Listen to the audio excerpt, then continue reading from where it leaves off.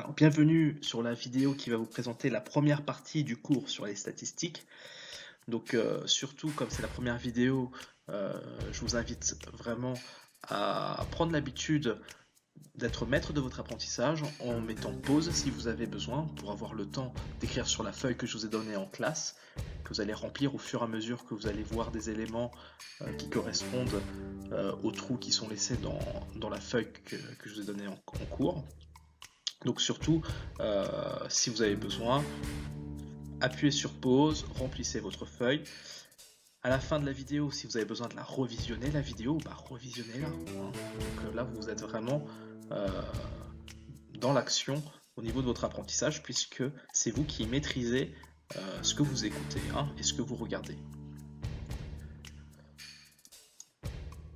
Alors, pour commencer, je voudrais vous rappeler une séance de badminton que vous avez eue en cours d'EPS. Donc c'est votre professeur qui m'a donné cette image.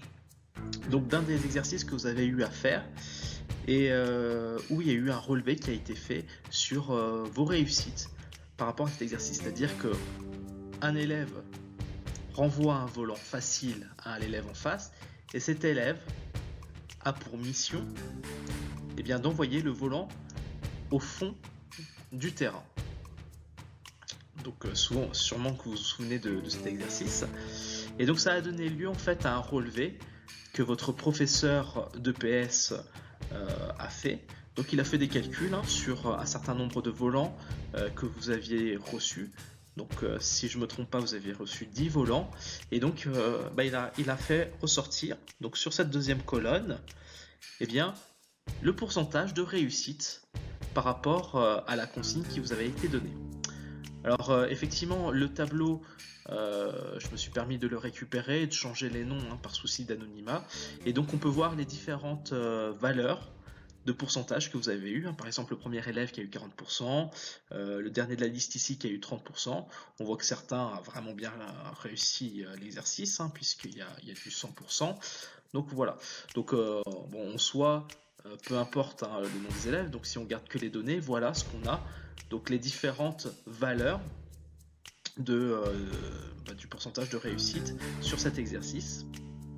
Alors là on le présente verticalement, mais on peut très bien imaginer qu'on présente les données horizontalement. Souvent d'ailleurs sur les copies c'est ce qu'on a, plus par souci de gain de place sur la feuille. Voilà. Donc vocabulaire, rappel, donc on passe directement au cours. Donc la population étudiée, c'est le groupe de personnes ou d'objets sur lesquels porte l'étude statistique. Le caractère étudié, c'est ce sur quoi porte l'étude. Et donc l'effectif total, c'est le nombre total de personnes ou d'objets auxquels on s'intéresse. Ce sont des rappels. Le rappel de 5e. Donc si on applique ça à notre exemple, le fameux exemple que j'ai cité tout à l'heure en introduction, la population étudiée, là c'est notre classe de 4e.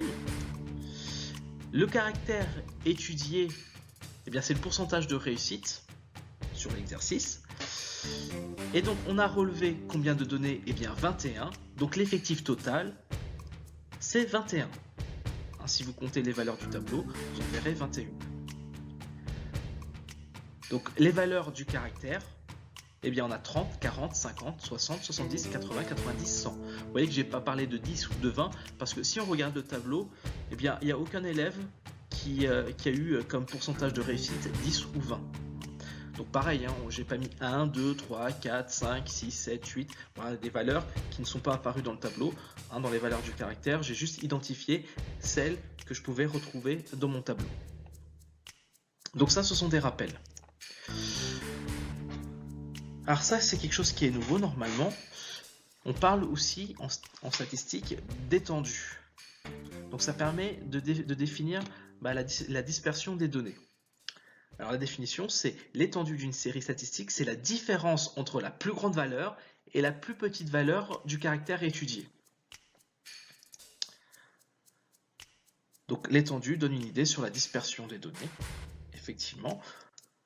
Donc je vous donne un autre exemple. Si on a un élève qui a eu 5, 12, 17, 10, 3, 13, donc ce sont des notes qu'a eu cet élève. Donc on voit que des fois il a réussi, des fois il a moins bien réussi, voilà. Donc la note maximale de cet élève c'est 17, la plus petite c'est 3. Donc si on calcule l'étendue, on va trouver 14, parce que quand on fait 17 moins 3, ça fait 14. Voilà comment on calcule l'étendue. On prend la plus grande valeur, la plus petite, on en fait la différence, et on trouve notre étendue. Alors, la position des données.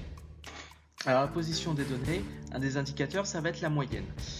Donc, la moyenne d'une série est donnée par une formule qu'il faut connaître. Donc, la moyenne, c'est la somme de toutes les valeurs, et on divise par l'effectif total, donc le nombre de valeurs qu'on a. Donc la moyenne d'une série, elle va être sensible aux valeurs extrêmes. Donc elle ne donne pas une information qui est très sûre. Et en fait, les données elles peuvent être concentrées autour de la moyenne comme très dispersées. Alors je vais vous donner un exemple. On va reprendre l'exemple de l'élève avec ses notes, donc 5, 12, 17, 10, 3 et 13, et on va essayer de calculer la moyenne. Alors n'hésitez pas à mettre pause et peut-être sur une feuille de brouillon, essayer de faire le calcul de la moyenne. Si vous êtes vraiment très motivé, c'est le moment ou jamais. Donc la moyenne, comment je le calcule? Donc j'applique ma formule. Donc vous voyez sur le numérateur, j'additionne toutes les valeurs. Et au dénominateur, eh bien je prends l'effectif total, parce que si je compte, 1, 2, 3, 4, 5, 6. Donc j'ai bien 6 valeurs. Donc une fois que j'applique mes règles de calcul, eh bien la moyenne que je trouve, c'est 10.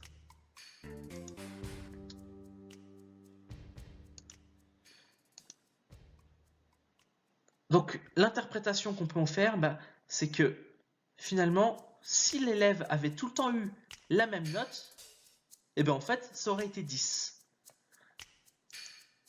Donc le calcul qu'on aurait eu à faire, si l'élève avait toujours eu 10, c'est 10 plus 10 plus 10 plus 10 plus 10 plus 10, donc 6 fois 10, et on aurait trouvé la même moyenne. Alors imaginez si on a eu un élève qui a eu un trimestre où parfois il a réussi, parfois il n'a pas réussi, etc. Et un élève qui a toujours eu 10 tout au long de l'année, donc qui a eu des résultats moyens tout au long de l'année, mais réguliers, et bien comparé à un élève qui... Alors j'interprète, qui parfois a travaillé, ou parfois n'a pas travaillé, ou parfois a bien compris, parfois n'a rien compris. Et bien en fait, ces deux élèves qui ont des profils totalement différents, et bien en fait, ils vont avoir la même moyenne.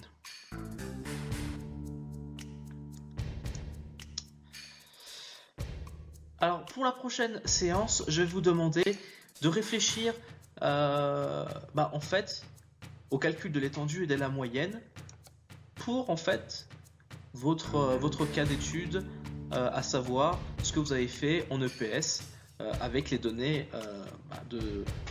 sur le pourcentage de réussite que vous avez eu sur cet exercice. Alors surtout, si vous avez des questions, notez-les pour les poser en classe.